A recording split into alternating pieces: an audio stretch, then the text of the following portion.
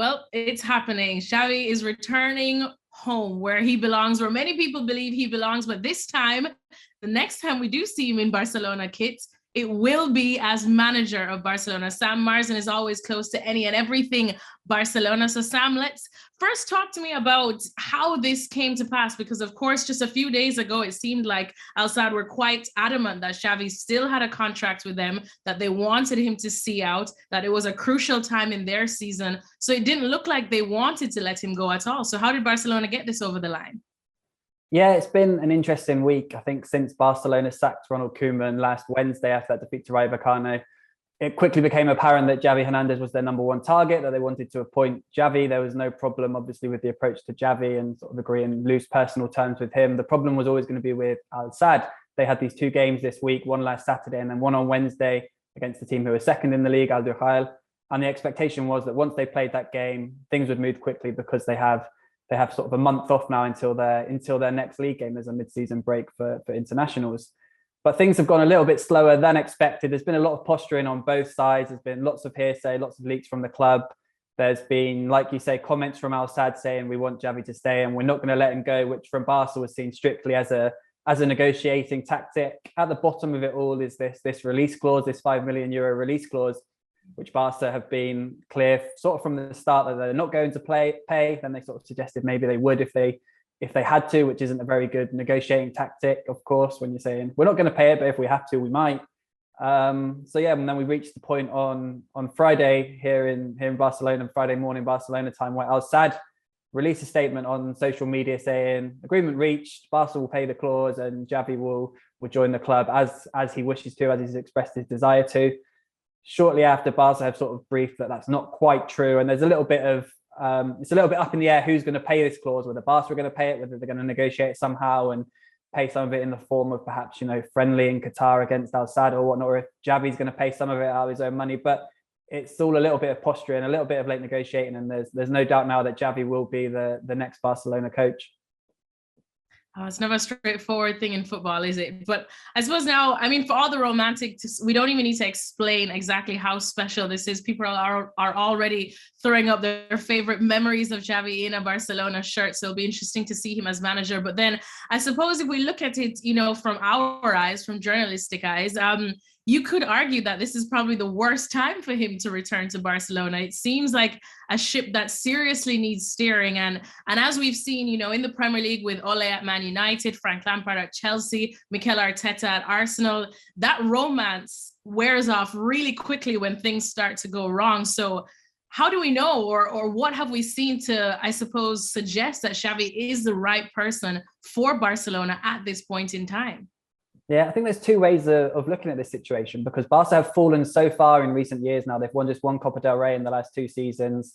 They're ninth in the league at the moment. That Xavi comes in at a time where he can't do much worse, really, especially in the short term, medium term, long term. The expectations will rise again. But this season, the expectations for Barca are so low, he can now sort of get by with climbing the table, getting into the top four. If they beat Benfica in November, they're into the last 16 of the Champions League, which is where they're eliminated last season. So the bar is so low that it's a good time for him to take over. There's good youngsters that have already come in, that are coming through. Lionel Messi's gone, and the Lionel Messi transition was always going to be hard, but even though he's taken over in the first season without Messi, he's not sort of the one responsible for overseeing that and having to lose Messi sort of firsthand, if you will. So there's that element. But obviously, yeah, the flip side is Barca are in that position for a reason.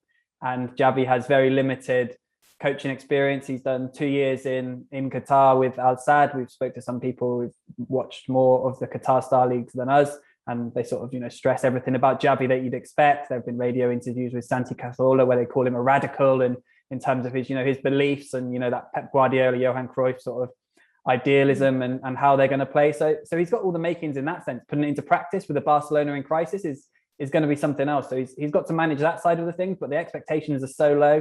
And the fact that he's Xavi, the fact that he's such a legend at the club, so synonymous with their success over the last 15 years, with Spain's success, Champions League wins, World Cup wins, will buy him time. It will bring some positivity, which was the big thing that was missing for the final few weeks, even months of the Koeman reign. There was a lot of negativity, and that affects everyone at every level of the club. So the new manager bounce should be real, and there should be some sort of, he's got time. He's definitely got more time than another coach would have. Well, as you said, I mean, being the legend, he's probably going to get time, which is exactly something that we know is very rare for managers in football nowadays. But will he get the resources? Because we're talking about somewhat of a rebuild, and we know the financial situation of Barcelona. We're looking at the January transfer window coming up, and probably he'll have a month and a half before he has to really start thinking of that as well. So will he get those resources to kind of help this rebuild at Barcelona? The truth is, no, he won't really get those resources. Any money he will have available will be very, very limited amount of money. It's mentioned about a month ago that Barca would maybe have around, and this was their CEO speaking, he said they would maybe have around 20 million available in the January transfer window. That wasn't clear if that would be for wages or for transfer fees or for sort of loans with options to buy. So they're going to have to be creative, because now they've got to pay Ronald Koeman's payoff. They've got to potentially pay some sort of clause to Al Sadd to bring Xavi in. So that's going to hit their finances a little bit more. They've still got to manage everything to fit within the Liga Fair Play rules. So Xavi's not going to be able to spend big money. Barca will have to find options. They'll have to find players that perhaps aren't playing for their clubs. They'll have to find clubs that are perhaps willing to do staggered deals where it's an initial loan with the payments made perhaps at the end of the season or spread out over several seasons, or free transfers, which obviously aren't an option in January, but for next summer. So there's not a lot of options for Xavi in that sense. He'd like to add width to the squad. He still thinks they need another central defender. They want to improve the squad, but yeah, it's going to be very, very difficult to do so with their financial situation. Although things will start to get better now. The stadium is open now. Obviously, we're still in the middle of the pandemic, but it's not having such an effect on football in terms of, you know, marketing, sponsorship, match day revenue, and stuff like that. So Barca's income is going to slowly sort of get back to what it was pre-coronavirus, and they've also, of course, in that time they've cut a lot of money off the wage bill, and there's still more to cut off, so they're always making money. So we'll see how much they can pull out of a hat for Xavi.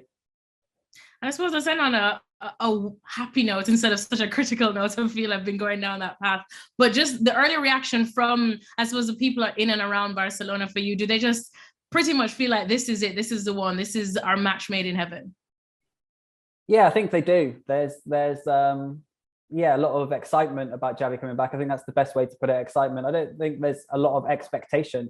Obviously, the easy and the perhaps lazy comparison is to Pep Guardiola, who took over in 2008 after just 1 year with the B team and led the team to the treble in his first season. But obviously, that was a Barcelona side that had won the Champions League a couple of years earlier, that had been in a slow evolution with Frank Rijkaard, even though his last season wasn't good, and had a young Lionel Messi, had players like Xavi and Iniesta. It had a very good team when he took over. Obviously, perhaps at the time we didn't realize how good, but we quickly did. So it's a different situation, and we'll see. But that's the hope that the fans are hanging on, and that's what they need, I think, after some really tough times. Xavi's going to be their fourth coach since 2020, with Valverde, Setien, and now Koeman, all fired in the space of just over 18 months. So they want some stability. They want to be excited, and more than anything right now, more than demanding the Champions League or the La Liga title, they want Xavi to impose a style of play that they enjoy, that is fun, and that starts scoring goals, because their win over Dinamo Kiev in midweek was their first away goal since August. It was just their second goal in the Champions League in 4 games. So yeah, they want to be entertained. Well, thank you very much for watching ESPN on YouTube. For more sports highlights and analysis, be sure to download the ESPN app. And for live streaming, premium content, and let's not forget as well, ESPN FC 7 days a week, subscribe to ESPN Plus.